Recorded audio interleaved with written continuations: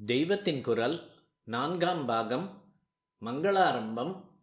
பிற தெய்வங்களும் போற்றும் பிள்ளையார் முழுமுதற் கடவுளாக. பிள்ளையார் பிரீத்தியை நாம் பெற்றுவிட்டால் அவரிடம் மிகவும் அன்பு கொண்ட பார்வதி பரமேஸ்வரர்களின் அனுகிரகத்தை பெற்றுவிடலாம் என்றேன்.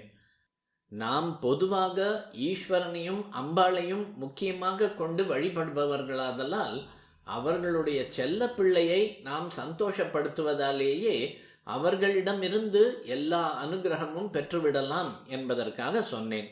இதனால் அனுகிரக சக்தி அவர்களுக்குத்தான் உண்டு, பிள்ளையாருக்கு கிடையாது என்றதாக ஆகாது. அப்பாவும் அம்மாவும் தான் அருள் செய்ய வேண்டும் என்று இல்லாமல் அவரே எதையும் அருள வல்லவர்தான். ஈஸ்வரனுக்கும் அம்பாளுக்கும் புத்திரர் என்பதற்காக இல்லாமல் அவரே முழுமுதற் கடவுள் என்று உபாசிக்கிறவர்கள் இம்மை மறுமை நலன்கள் எல்லாவற்றையும் அவரே அனுகிரகிப்பார் என்று கொண்டிருக்கிறார்கள். கணபதியே பரதெய்வம் என்று உபாசிக்கிற இவர்களுக்கு காணபதர்கள் அல்லது காணபத்தியர்கள் என்று பெயர். தங்களுடைய உபாசனா மூர்த்தியின் உத்கர்ஷம் உயர்வு பற்றி அவர்கள் பிற உபாசகர்களிடம் சொல்லும் ஒன்றை எவரும் ஒப்புக்கொள்ளத்தான் வேண்டும்.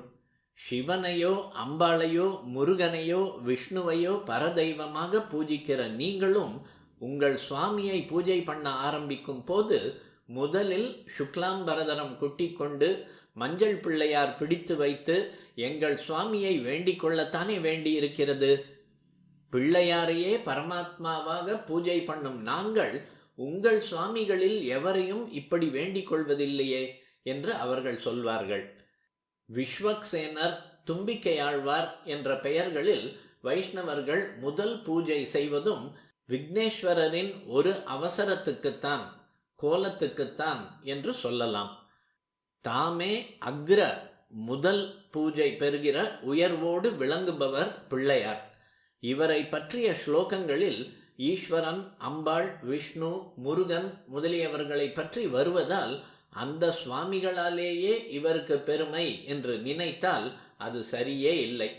அந்த சுவாமிகள் எல்லாரும் கூட ஏதாவது ஒரு சந்தர்ப்பத்தில் இவர் தயவை நாடித்தான் காரிய சித்தி அடைந்திருக்கிறார்கள் என்று கணபதி உபாசகர்கள் புராணங்களை காட்டுவார்கள்.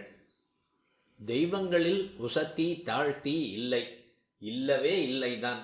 ஆனாலும் ஒரே பரமாத்மா லீலானந்தத்துக்காகவும் ஜனங்களின் விதவிதமான மனப்போக்குகளில் ஒவ்வொன்றுக்கும் பிடித்த மாதிரியும் பல ரூபங்களில் வருகிற போது அவரவருக்கும் தங்கள் மூர்த்தியிடம் பக்தி ஒருமுகப்படுவதற்காக ஒவ்வொரு மூர்த்தியும் மற்றவற்றை சில சந்தர்ப்பங்களில் ஜெயித்ததாக புராணங்களில் பார்க்கிறோம். ஒவ்வொரு மூர்த்தியும் இப்படி மற்றவற்றை ஜெயித்தது என்பதாலேயே ஒவ்வொன்றும் மற்றவற்றிடம் தோற்றும் தான் இருக்க வேண்டும் என்றாகிறதல்லவா. இப்படி ஒவ்வொரு தெய்வமும் சில சந்தர்ப்பங்களில் ஜெயித்து சில சந்தர்ப்பங்களில் தோற்று போவதில் ஜெயித்தவைகளை மட்டுமே அந்தந்த தெய்வத்தின் பக்தர்களும் எடுத்துக்கொண்டு அதனிடம் தங்கள் பக்தியை வலுவாக்கி கொள்கிறார்கள்.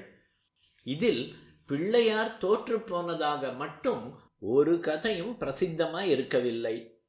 ஆனால் மற்ற சுவாமிகள் இவரை பூஜித்ததற்கு நிறைய கதைகள் இருக்கின்றன.